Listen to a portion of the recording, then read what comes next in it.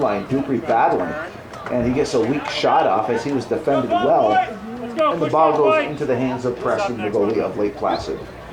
So you think 72 years, 1,000 wins. Yep. 999 wins. How many losing seasons have the Eagles had? In that period of time? In that period of time.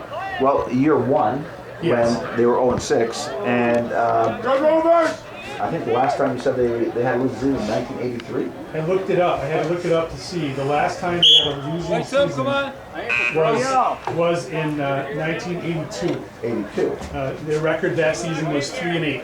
3-8-0. Are you telling me there's been only 2 losing seasons all this time? I don't know. I didn't. I meant to look it up further, and I didn't have time. I was looking for the book that was published, Drummer's Boys.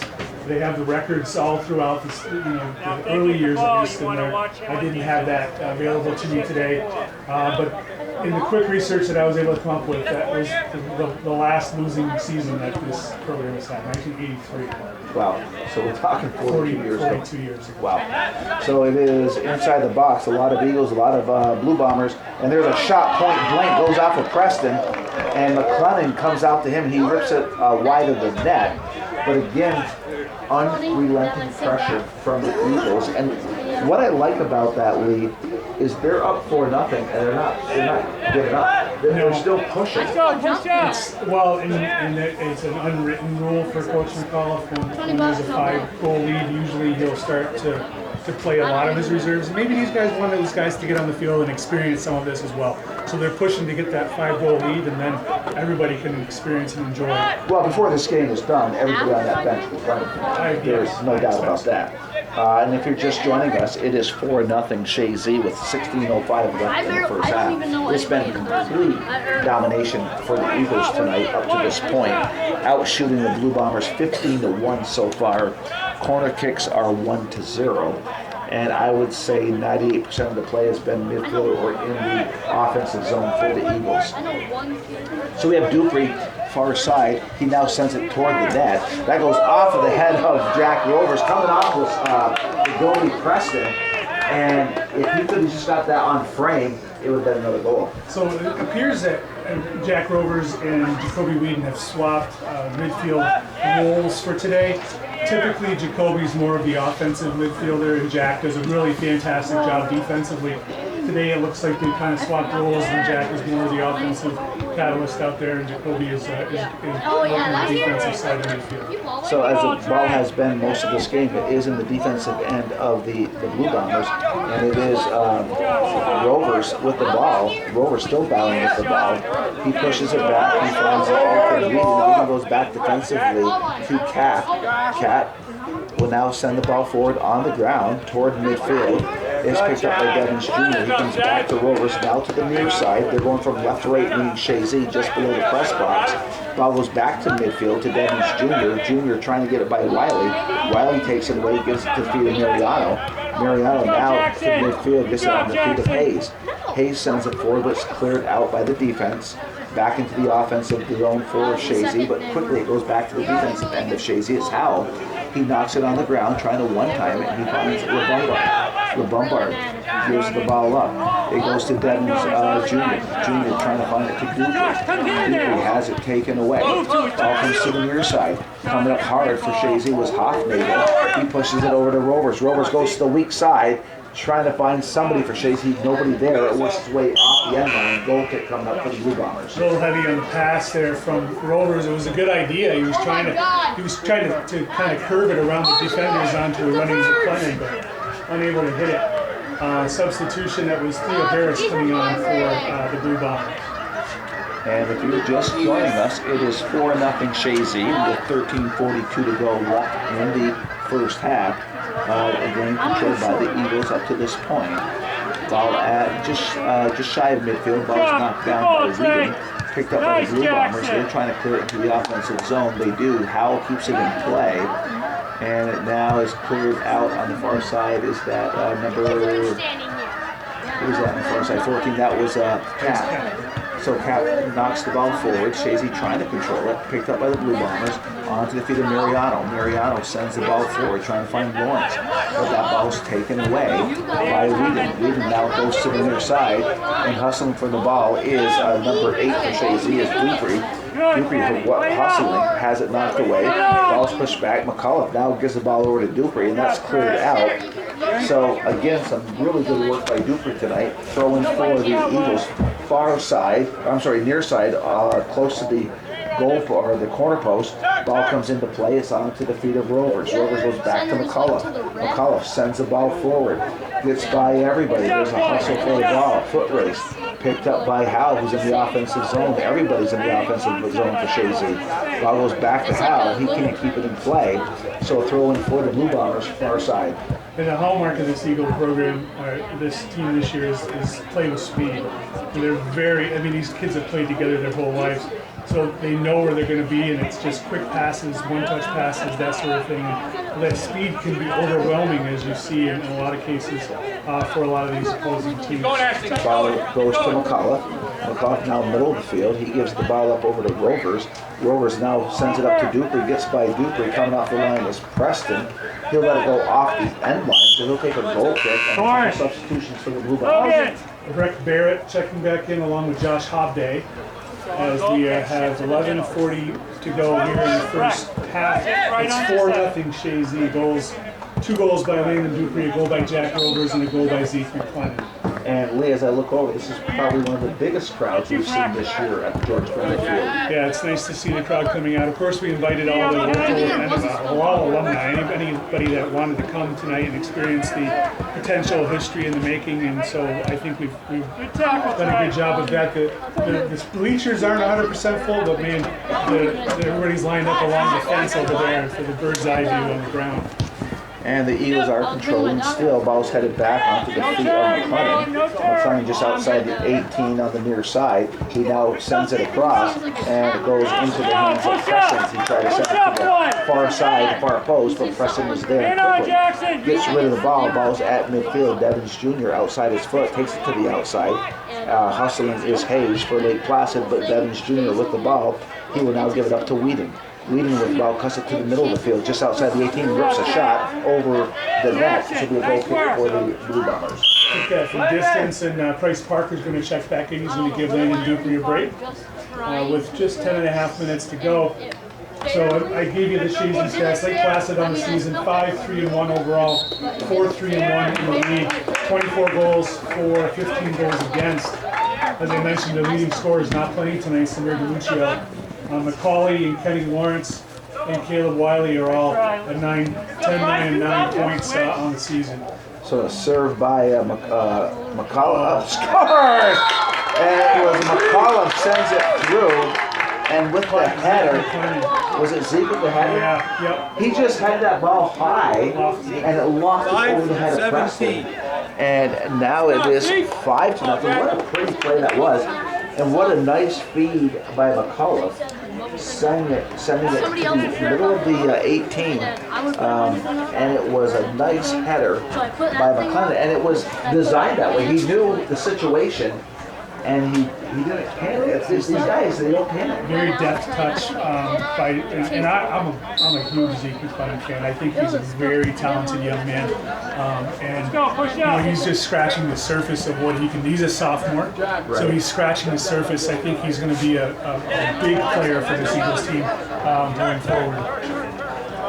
And it is McCullough with the assist. Ball now right below us here at the press box. Working his way down, stops. He push it back. He puts it to the feet of Rovers.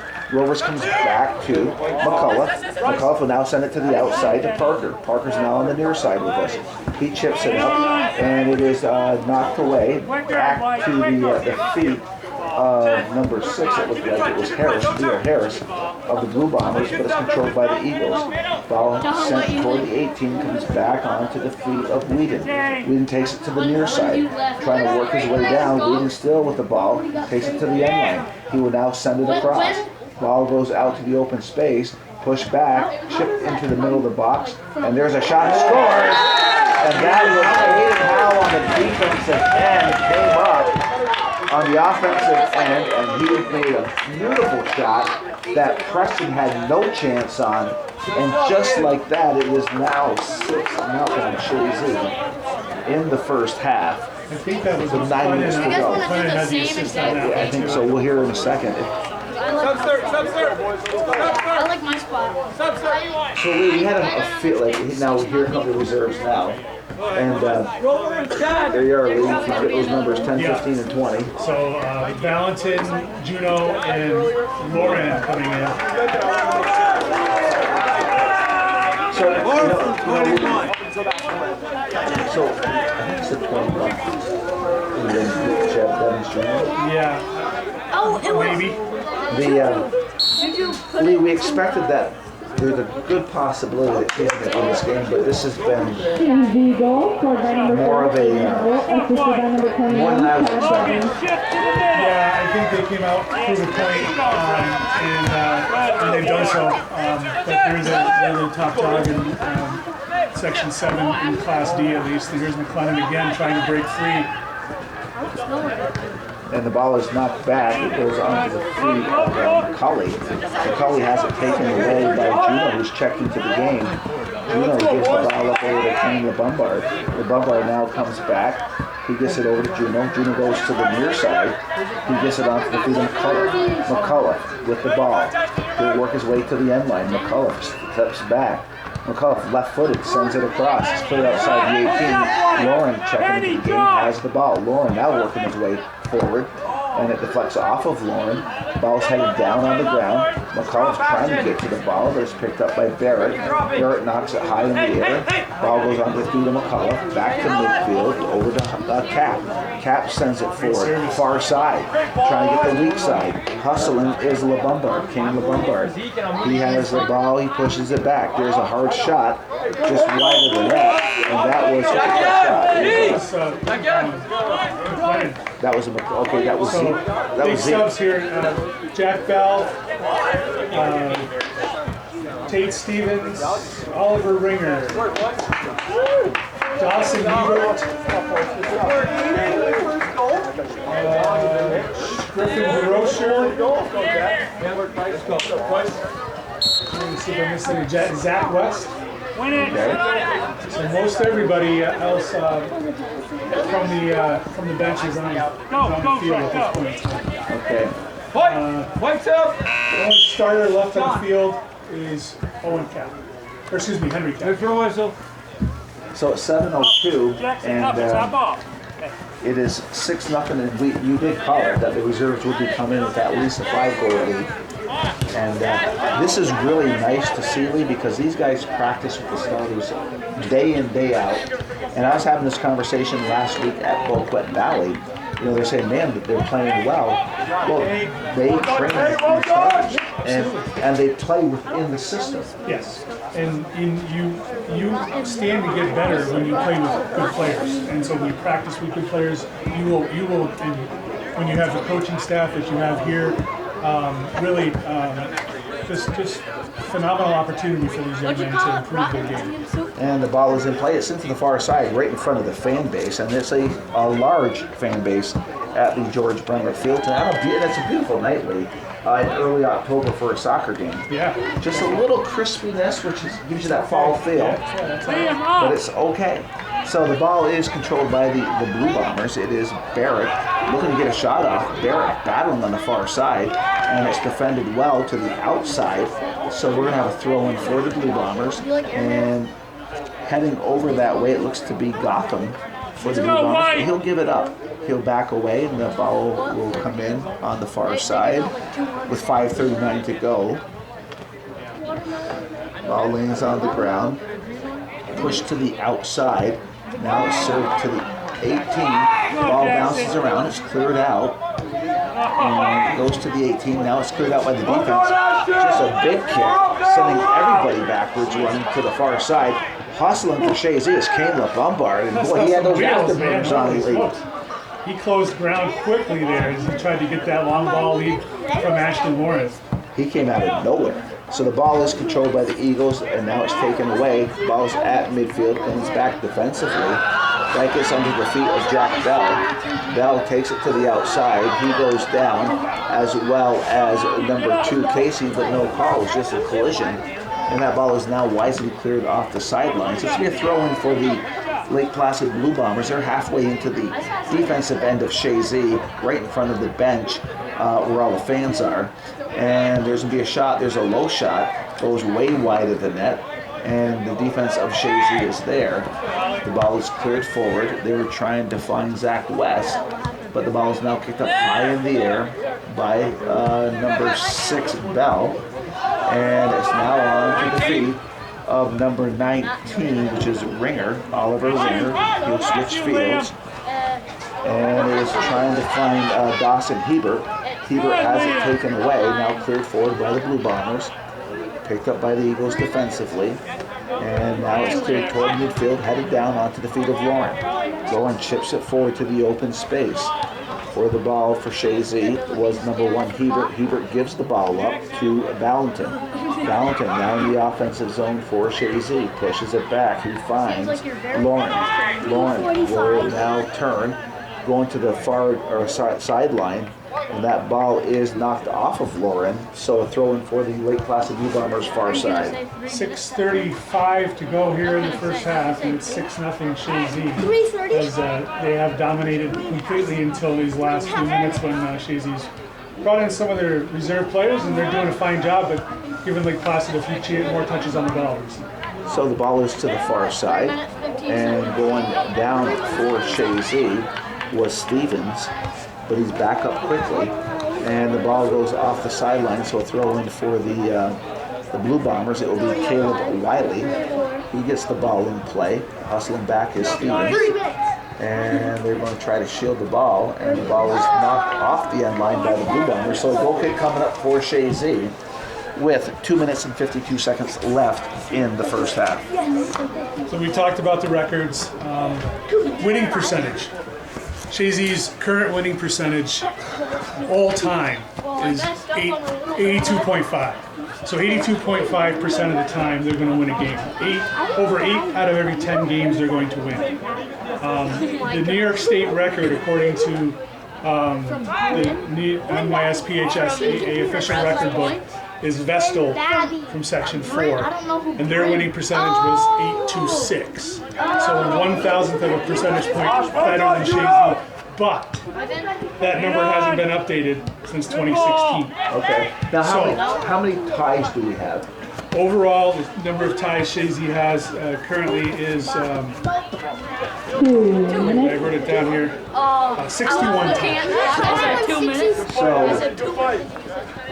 actually losing a game, what if you throw those ties in there, they aren't, it doesn't mean they lose 2 out of 10 times. Right. As far as the, I don't have, that's all encompassing. A tie counts as half a win, if you will, in the formula.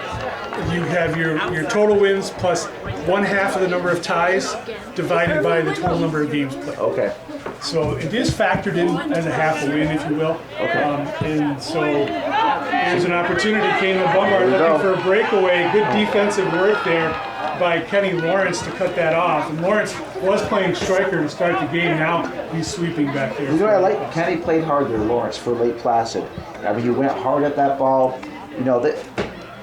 Their goal now is to try to score a goal. Oh, absolutely. And right now they're thinking small victories. And that's what they do. Sometimes you'll break it down into short periods of time. Let's win this next 5 minutes. Let's win this next 10 minutes, and that's what they probably is going to be their best avenue at this point in time. Let's hold them scoreless. So we have 40 seconds left in the first half, and Chazy is leading 6-0, and down in Lake Placid it was like 4 or 5-0 at halftime there, and this is a bigger field than Lake Placid's field. So it is Lauren with the ball. He gets it over to Hebert. Hebert pushes it back, but it's picked up by the Blue Bombers, and now it's the Eagles. It's Juno. Juno trying to get something going with 16 seconds. Juno working his way down. He's being defended well. It's Juno pushes it off. Now keeps it on the ground. Eagles are trying to get one last shot up, and a shot off the end line. It's a good effort by Zach West, but it went off the end line. So we're now at halftime at the George Bremner Field, and it's a special night here at the George Bremner Field. And Lee, for the folks that have just joined us for this presentation, let's kind of recap what makes tonight so special on the George Bremner Field. Well, tonight, the Chazy boys varsity soccer program goes for win number 1,000. And the program was started in 1953, and so it's been in existence for 72 years. The only other New York State school to have won 1,000 games in their program history is Mattituck out of Section 11, Long Island. They've currently won, as of last night, they've won 1,068 games. So Chazy is only 69 games short of their winning total at this point in time. The difference being, Chazy, I mentioned, started in 1953. Mattituck started in 1936. So 17-year advantage. So a little bit of difference there. I think Mattituck is likely either a Class A or Class AA school, perhaps even AAA now that they have that classification. Long Island schools are typically pretty high enrollment schools, so I don't have that classification though, to tell you for sure. But there was a time when Chazy played in Class A, back in the old days, and there was, they've played in Class A, B, C, D, and double D. Well, back in my era in the 70s, they were playing Northern Adirondack, they were playing Northeastern Clinton. Those were the bigger schools back then that I recall. We were in the same league at that point. It wasn't MVAC, CVAC at that point. Right. That came after my era. It was the CICL, I think, if I remember right. But yeah, I mean, there's been some banter online, of course, and some people are saying, well, Chazy should play in a tougher league if they're getting that many wins. Well, but let's talk about that league. They played B schools, they played C schools, they played A schools. And they compete with all those schools. And they beat all those schools. Locally, they play the best of what we have to offer here. And the teams they're beating here, the PHSs, the Beacon Towns, who do well in playoff soccer, and even in regional play, they do well. And we do well with them. We never. It's difficult because you have a limited number of games you can play in the season. That's set by New York State. You can't surpass that number. So with the two, and it's 4 non-league games, the way it works out right now. So your non-league games are games you can play against your other opponents that maybe will challenge your team, and you can use that as a benchmark to see, where are we, how are we doing this season. Well, 2 of those non-league games are taken up with the Frankie Garrow tournament every year. And we always play, Chazy always plays against either Plattsburgh High School, which is Class A, or B. This is in the Frankie Garrow. In the Frankie Garrow. They play Beacon Town, which is a Class A school, or they play Canton, which is a Class B school. So those are your 3, so they're not dodging anybody there. No. And then their other traditional non-league games have been Ogdensburg for the last several years, Class B. This year we dropped them and we took on Waterford Half Moon, a Class C school, former state champion, really just a very powerful school out of Division II, Class C. And we had our way with them this year. Absolutely, they weren't happy with the way Chazy came onto their field and took them down. And then for homecoming, we played Keene, who has been good in years past, most specifically most recently. This year they're having a down year, as most teams will have those rebuilding years. Exactly. So they're not dodging anybody. No. And if you're just joining us, we're at halftime, and that's why we're having these conversations. Chazy is leading 6-0, a total domination of the first half. So Lee, it's a program. You hear it every year. Chazy doesn't rebuild; they reload. Yeah. And they do. It's incredible, and it's in part. So you think of the size of our school. We're a Class D school, and we're not one of the bigger Class Ds. We're right kind of in the middle as far as the beds numbers go. We're not at risk of having to move up to Class C because of enrollment. So this school puts a varsity team, a junior varsity team, and a modified team out there, with big numbers on each. So you have a great number of the male players and female for that matter, because the same thing happens on the girls' side. It's nearly every eligible student is on a soccer team. Really, you think about it, and the programs just flourish. And and they're all competitive. The junior varsity team plays against these difficult teams, the CVAC schools, the NSL Division I teams, because the other Class D schools don't have a JV squad because they haven't put together a varsity and a modified varsity. So that's the impressive thing. So these JV players are getting that experience against these bigger schools, and they're having tougher competition, and they're just.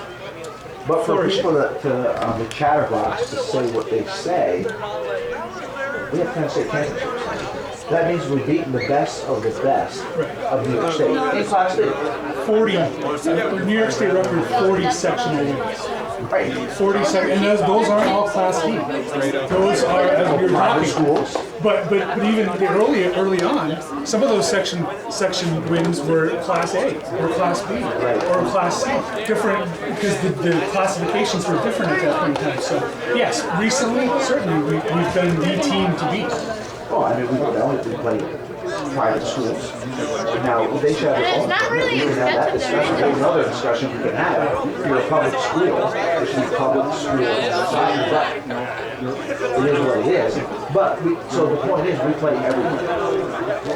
And there are some years, this team who's down there in Class D, will be really competitive in Class C.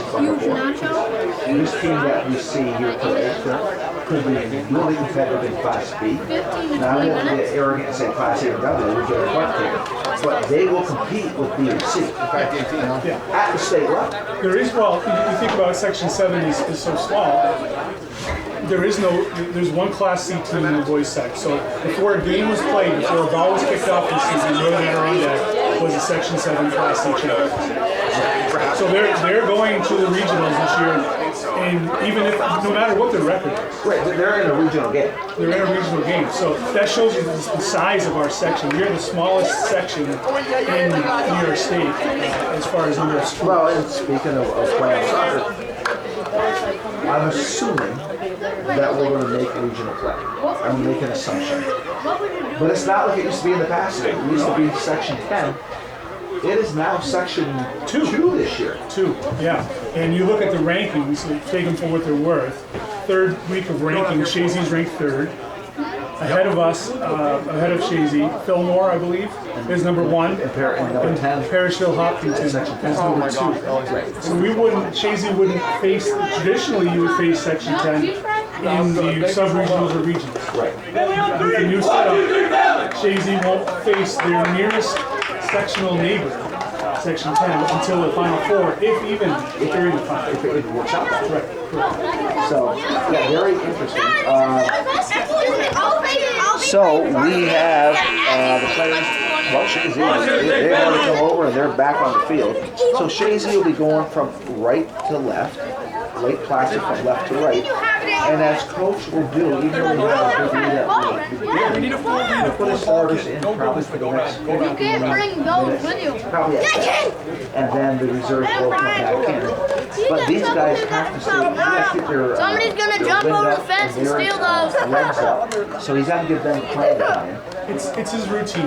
Right. And if you know Coach McCall, he's very superstitious and very routine bound. And so that's part of the routine. And that's the way it is. For 30 years. Right, yeah. As long as I know him, which I've known his whole coaching career, and that's how he does it. So Chazy will start the second half, and it will be very clear that history will be made here tonight at the George Bremer Field. It will just take us going through the motions of the next 40 minutes, and Chazy will win their 1,000 program game in this program history. And we have a good group here tonight, a good crowd tonight to witness this. We have our listeners on the app, which we thank you for getting us going. And we have Max for Hometown Cable and their own YouTube channel, which you can watch this game probably tomorrow once Calvin and Lee upload everything. Are you friends with them? So this Emma was working there? victory tonight is being captured live. It'll be captured on film, and it will be definitely in the archives of the Chazy history. And probably the most special thing about it is that we have coaches, the last 3 coaches of the Chazy program are in attendance. And so we have coaches who have coached 943 victories out of the 999 victories In-house tonight. Here at the field tonight. So right now the ball is in play. Ball comes to the near sideline in the defensive end of Lake Placid.